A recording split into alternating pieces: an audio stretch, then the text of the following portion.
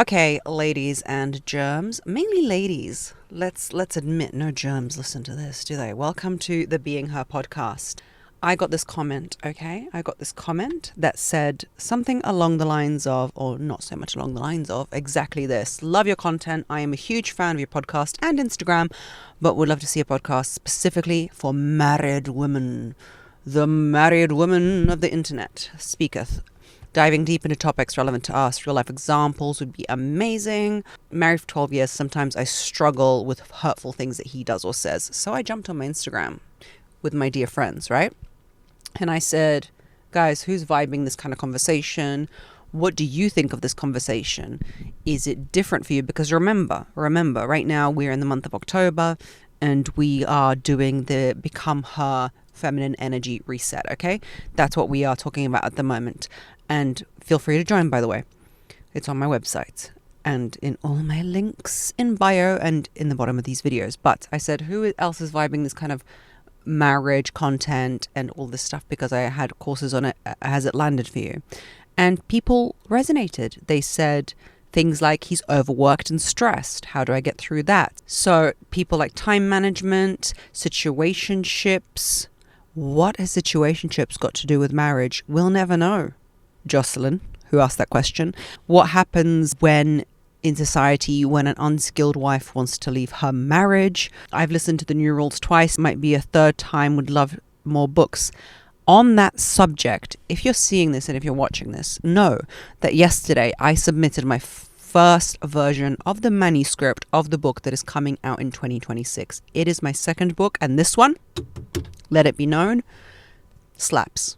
As in, I'm not saying it because I think it's very good. I'm saying it because I've put my all into it.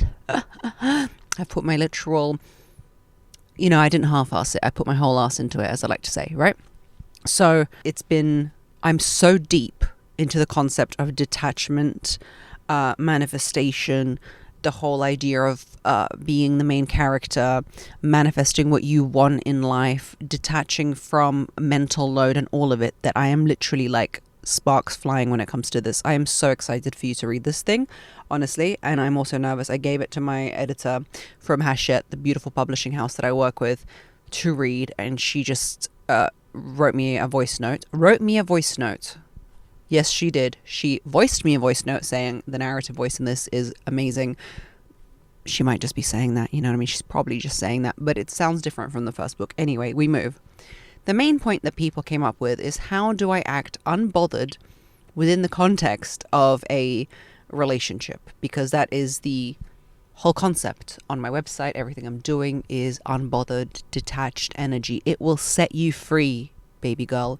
It will set you free in ways that you do not even understand. As I say this, a man with gold sunglasses walks before my car because you guys make me record in my car because you like it the most in my car. I like it too because I can just, when the inspiration comes, like right now, I'm meeting my dear friend for lunch to discuss some life stuff. But when the inspiration comes, it comes. And we can be right here and we can talk about it, right? So I like a point system, me. I love it, right? So the point system of all these themes that came up in this conversation and about being unbothered, which I believe is like the unlock to a life that you want. What are these pink tissues doing being so pink in the background of the video? Piss off. If you're not watching this, in the back of my car, my baby's got her wet wipes, which are pink. So they're really ruining the aesthetic of the black car, okay? So let's get into the conversation. Number one point that I want to make that everybody in their cat and dog misunderstands is that marriage isn't the end of the work. Disney lied to you. It's not the end of the work. No sir, no ma'am. It's the beginning. When you think that you can stop making an effort, grow out your mustache, and braid your leg hair, you are sadly mistaken. And I know that angers you because you were sold the idea that marriage does not require romance, long-term relationship does not require mystery, and one pivots the whole idea of this relationship on closeness, communication, and crystal clear knowledge of each other. And then you wonder in Margarita's DMs, why, alas, the sexual energy has gone, right? Most women mistake The idea of marriage is that one must feel safe all the time. There must not be anything mysterious or otherwise it's not working. You have to sit down with yourself, pull up your big girl pants and think, what do you want marriage for? If you genuinely want a best friend and you don't mind if the sexual chemistry exits through the window, stage left, then that is fine. But often it exposes the fact that you're acting in one way, mustache hair and leg hair galore, with another way. And look, maybe if you met your partner and he's a lover of a hippie style and he doesn't mind you having the hairy legs, then that's fantastic. Then you're aligned. But do not misconstrue that you've presented yourself in one way when you were dating and now you've decided to unleash your true self. That's false marketing. We don't do that, okay? Also, let's remove the physical mystery and the beauty standards because whatever, we all understand it, right? We're not small, we understand, we're grown women. It also exposes your attachment patterns, and that's where the work begins. Your communication style, your emotional triggers, because you didn't know this, but I'm here to tell you. You chose him. You chose Jonathan because Jonathan reminds you of something that your dad didn't do enough of or your mum blamed you for, and now you're here to make right with Jonathan. And Jonathan is here to make right with you because his mum was very engulfing of him and always made him study. And you kind of remind him of his mum in the fact that you're always on him nagging about the dishwasher, okay? You're here to resolve that. So an example is you get married thinking that the hard part is over, but now you keep having all these small disagreements. Like you've got the ring, hey, we got the ring. But now all these small things keep coming up, right? And the mistake is to be like, oh, we're not compatible now. We're not compatible. Let us divorce. Let us divorce because it's not compatible. Instead of thinking something is wrong, realize this. We have now entered the diamond factory where the diamond is about to be polished from a diamond in the rough to the crystal beauty that your marriage will over time be. It's no longer about dopamine and like, oh my God, butterflies. Let the butterflies out, open the window, air it out. And it's about discipline, devotion, and emotional depth. You have to understand that here we are in the workshop. Let's work on this thing. That my neglectful father wound and your engulfing mother wound are about to be worked out right here, right now, because that is the soul contract. The soul contract was not Disney, we live happily ever after. It was, how can we help each other grow? Because happiness is transient. It goes, it comes. Sometimes you feel happy for no reason. Sometimes you feel happy because your period is no longer here. You understand? Number 2, the biggest killer of attraction is not the hairy legs that we mentioned and your beautiful moustache, which you can now curl up with gel. It is emotional overfunctioning. Because ironically, men are quite simple creatures. They can overlook a little moustache hair. If you do not overfunction emotionally, they really believe in marketing, men, as do women. Women are the biggest shoppers in the world, right? But men can be sold a story, okay? So when you become the manager of everything, the meal, the kids, the calendars, everything, and you put yourself into the role of his mother, martyr, or manager. If you have not seen the podcast on that, type in mother, martyr, manager, and my name, and you will see it on YouTube. So you switch the emotional temperature and you shift him out of his masculine energy. Again, many podcasts on that. Masculine energy, my name, Bob's your uncle will come up.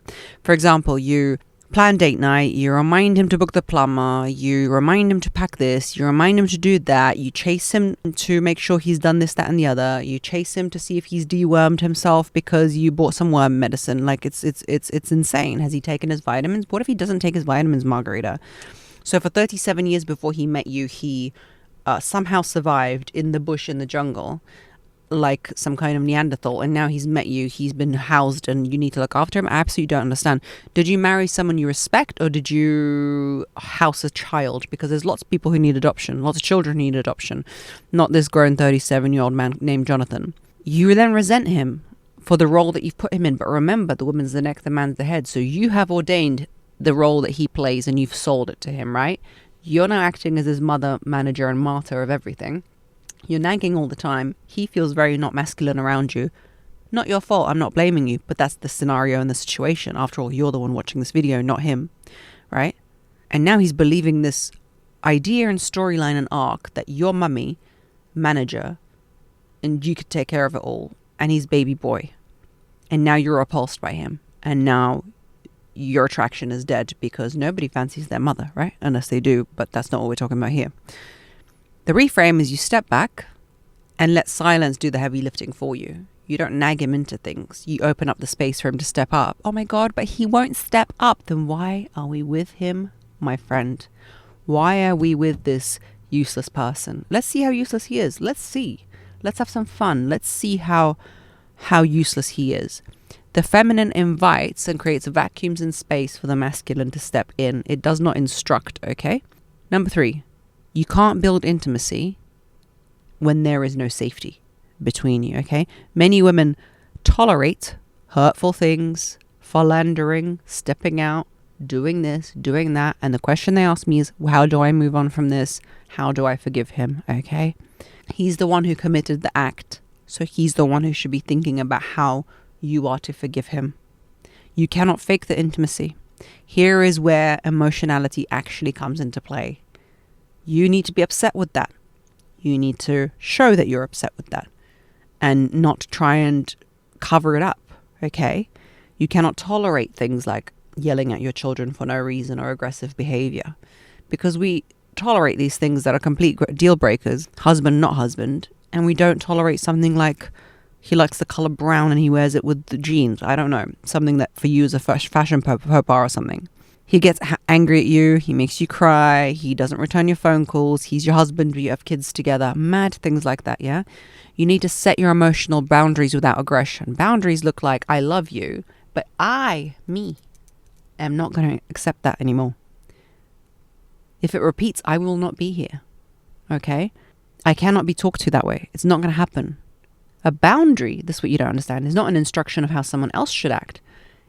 It's an instruction of what will happen if they do from your half.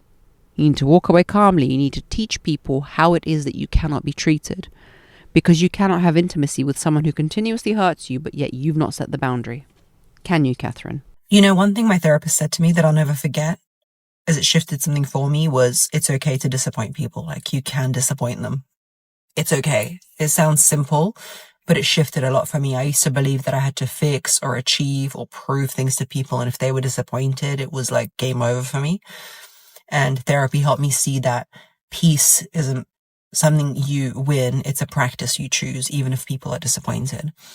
I choose myself first. I'm genuinely really grateful for that day when she said that, and for the guidance, and that I need to reset my mind and have boundaries and not perform for love. So this is just a little thank you to my therapist, and honestly, every therapist out there or person who helps people with mental health. It's changing people's life one season at a time. So I really appreciate that. And if you've been thinking about starting your journey with therapy, BetterHelp is a really easy way to begin. You can do it from anywhere, anytime, and you can get 10% off your first month using my link, betterhelp.com/Margarita. It'll be in the description box, or you can just type in betterhelp.com/Margarita and get 10% off your first month. Enjoy. Number 4, the roommate phase happens when you stop having a playful attitude. The biggest intrinsic through line of what it means to be a human or a mammal or something, we move forward to make the point that is intrinsically flirtatious, is playful energy, okay? Desire fades not because you've been together too long and like you just don't fancy each other anymore. Yeah, because think about it, over time you all change, so there's new things to keep fancying. The feminine masculine polarity disappears because we're moving back because we like the seat back here more. You stop having the polarizing energy and the playfulness between you. Everything gets very, very serious. You wear the same clothes every day. You go to the same cafe every day. You stop letting him see your playful side because you're now this matronly woman, because like you've got the children and everything's serious. Jonathan, have you packed that backpack? Why do I have to tell you how to pack that backpack? Attraction is energy, not necessarily effort, of how much effort you put into things in your house. Like, why are you living for? What is the point of your life? What is the point of your life? Like, so the backpacks are perfectly packed and the kitchen's perfectly clean and everything is perfectly amazing. You can't fake a lively fountain of a woman, you know? You need to, it's your obligation, it's your bloody duty, my friend, to do the things that make you feel alive, spicy and wonderful. It's your duty. I do not care. As much as it is to look after your children, as much as it is to make sure the backpack is packed, it is your duty to be a lively, scrumptious person. Okay. Number 5, the mental load is often a symptom of your own problem and your control, not just the inequality of his participation. Okay. We think that we want to help, then we start taking on more, then we infantilize someone because we think that they cannot do it just because they don't do it your way. Example is like, he never helps, he never does that, I have to do everything. But that's because you think that there's a way to fold a towel. I know this from firsthand experience, not because I've been a man and been with a woman, but I've lived with my mother. Mum, if you're watching this, you won't mind me saying this, but it's always, why did you put that there? When I was growing up with her, obviously living in our house when I was 16, why is the towel not folded? Why is it like this? Let it be known that her house is immaculate and mine is not. We had a conversation just yesterday on the phone. She goes, I don't know how you handed her that manuscript, look after 2 kids and do everything you're doing. I said, because I'm not a perfectionist, right? I glorify my messy but hugely productive energy. That's what I do. That's what I maximize. And everyone has a different rhythm in their life. What if your husband or your partner has some kind of genius in his energy and you're just squashing it, right? So just choose peace over perfection. Let him lead imperfectly, but that's how you build polarity and see someone for who they are. Often, men accept women for who they are, and when a man doesn't, we come down on him like a ton of bricks. Like when a man's like, oh, she's a bit messy, I don't like it. We're like, excuse me, she's got children, she's very busy, how dare you say that? But look, I love coming down on men because it's just so much fun. But I will say that sometimes a lot of people's energy, let me just say it straight, sometimes I see people I know and their energy is so tightly wound that I'm like, damn, how can there be any way around it? Like, it's not that deep. Yeah. 6, stop taking his stress personally. A lot of your comments were like, he's stressed at work, he's depressed at work, he's stressed with his mum. Men under stress, disconnect to regulate themselves. As the famous book said, men are from Mars, women are from Venus. He goes in his cave. Stop following him into his cave. Jessica, please. Let people live. Yeah. It's not rejection. It's his biology. It's how he co-regulates his hormones and his system. He's short. He's distant. He's come from work. You will never know if it's the fact that he's lost interest in you and you just annoy him, or if it's work, unless you give him the space to resolve what he's going through. His processor is not like yours. It's a little bit slower. It's like a locomotive. It takes time to shift. Men are very productive when they lock in on something, but they can't shift from thing to thing very fast, usually.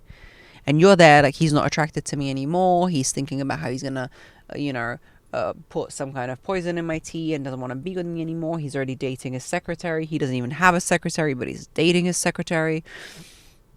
Just stop chasing people, money, energy, everything. I have detached so much from writing this book that I'm writing that people cancel plans on me. I didn't even care the other day. I was like, is this a problem that people cancelled plans? And I'm not even like, oh, why do they cancel? Do they not? I didn't even think to ask why. I was like, yep, done. No worries. I am the captain of my own ship. You steer your ship wherever you want to. Match his silence with a calm presence. You cannot discombobulate yourself every time he farts in the wind and you throw yourself to smell it, okay? You cannot do it. He'll feel safer returning to you and actually sharing something with you if you're not hysterical.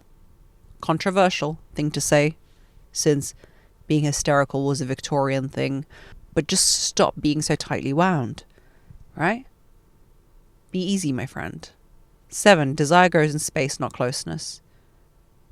A lot of us anxiously attached girlies, when we become wives, we're like, let's just be so close together, like gloomy cheek to you. The feminine craves connection and safety, and the masculine craves freedom. Both are valid. Both are intrinsically biologically normal. When we're together in a community of women, when we share everything, we know that we are not going to get eaten by lions because we're together. When a man has his freedom, he knows that he can provide and do what he needs to do, and you are not watching over him. And also, he feels like he's a somebody when he's got the autonomy to have freedom. It's a big deal for them, okay? I don't understand it, but they need it, okay? The freedom to remain themselves, not the freedom to philander in the nightclubs every night and you have to tolerate it, but a freedom not to be changed and to remain themselves. We love to change a man, don't we? That's probably why they love freedom. You want to talk every night, for example. He wants to be on his phone and zone out. Both of you are irritated by each other's actions. I guarantee you, if you stop chasing him and trying to make him put his phone down and go about your business, as opposed to always closing the gap and sitting next to him on that sofa and trying to look into his eyes longingly, magic will happen. I was speaking to my friend the other day and I said, in my 20s, my husband had a hobby, motocross, bike, something, bloody, I don't know. He used to go every weekend. And instead of what I would do now, be like, yeah, man, have fun, peace. I used to go with him because I thought that's the only way we could spend time together. At the time, he was a surgeon, right? So he worked every day. He worked on calls. And on the weekends, he used to do these motorsports. And I was like, oh my God, I better go with him. Otherwise, we'll not spend time together. The other day, I was sitting with him in the car and I said, what would you have done if I never went with you? He said, well, I would have gone like 2 weekends in a row and then I would have realized you're not coming and I would have done it every third weekend or something and then spent the weekend with you. I was like, God, wait a minute, Bishy. That could have been an option. Couldn't believe it because it was literally the bane of my life. And you might be saying, yeah, that's easy for him to say now. But even if he did not do that, let's forget this is my husband. Let's imagine it's Dave, right? And Dave doesn't really like me. He's just with me, right? For whatever benefits there are. Maybe I'm funny and I'm friends with his friends and I'm a little bit cute, right? If he was going to whatever hobby every weekend or out with his friends, let's say, and I never closed the gap, as in I never tried to close the space and do the closeness thing, I would have found out very, very quickly after 4 weeks that we do not see each other and that he's not interested enough. The attraction grows in space, not in closeness. Yeah. Give him distance, give him space. Let that spaceman fly. Okay. Let's Elon Musk this thing and go to space. Become so busy and interested in your own life, which is what happened with me. And I'm so glad that my husband, who I'm with now, has his own stuff, because I'm like, oh my God, if he had succumbed to me and we would have been like holding hands, running around everywhere together, I don't know if I would have the friends I have, write the books I do, have this podcast with you. It just would not have been the same, right? Breathe. Give him space. Let's see what happens. Number 8 is you need to try and handle conflict in a feminine way if you can, because it's going to move mountains for you. This is maybe a toxic one, but I'm going to say it. You're going to get so much more out of men if you handle it in a feminine way, because they don't know what to do with that. They don't know what to do with that, yeah?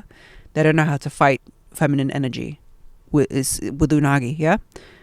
When you're defensive and you match his masculine kind of tone and instruction with your energy, act a little bit confused. The best thing you can be is confused, stupid, and poor, okay?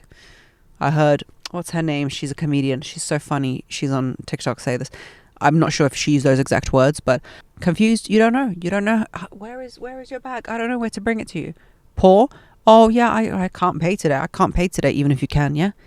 And whichever other one I said, because just let him lead. What are you fighting him for? Like, are you going to get a medal for the fact that you pay for everything and you do everything? No, you're weak, silly, and poor. Just let him do it. Let him do it. He's going to be happier. You can spend your money on yourself and live your life. The feminine is a magic trick when it comes to men. When you lower your tone, you speak from emotion as opposed to logic, he can't argue with you. If you're just like, I feel. If you use I feel statements, he'll be annoyed, but he will not be able to argue. I feel we shouldn't do that today. He will not know what to do. I feel small when you talk to me like that. I feel sad when you do that. Oh, but I said to you that I'm going there. I said to you I'm going out with the boys. Yeah, but I feel sad. What are you going to do? What are you going to do, David? Okay? He can't fight your feelings. He can only respond to them and act accordingly. Okay? So that's a toxic one. Don't put it out there. It's only for you guys on this podcast. Number 9, women need to remain the woman he fell for. If you want to keep him, right? I know it's a stupid statement. Like, you can evolve, but understand the couple of factors or the algorithms that he chose. If he bought a Ferrari fast car and then you suddenly turned into a truck, it's not what he purchased, right? And it's very easy to convince them that you're still that woman. Like, if you had light, long blonde hair, he probably fell in love with that because they're very visually focused. If you had this robust laugh and you were like the life of the party, even if you have to fake that sometimes, give him a taste of that movie. If he came in for an action movie, make it an action movie. Women are very scared that men will never change for them, and men are scared that the woman will change because they really choose when they get married what they liked, okay? In early dating, you took care of yourself, you're passionate, you laughed, all these things. Reconnect with that essence because it's also going to be good for you. I'm not saying this because I want this for him. I don't care about Jonathan as far as I could throw him. I say this because I care about you, and you being that ultimate version of yourself is also going to help you see yourself in this amazing illuminated way, okay? Number 10. The unbothered wife mindset is something that seems like a paradox because you're like, but I'm so bothered because he's my husband.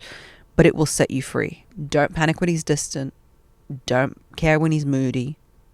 The person who cares more has less leverage. I want you to win at life. He will be better for you when you care less. If you care more, act like you care less. Try it, baby girl. You know that connection is fluid. Sometimes it's close, sometimes it's far. You know you've got your own back. That's the epitome of being unbothered, right? You know you've got your own back. You cannot control other people. It's knowing that you've got control over your own self, but knowing you cannot control other people. Being very bothered means you feel that you can control the outcome of other people and their actions, and you're neglecting yourself. So we're swapping the two, okay? He's scrolling on his phone, whatever. You do what you need to do.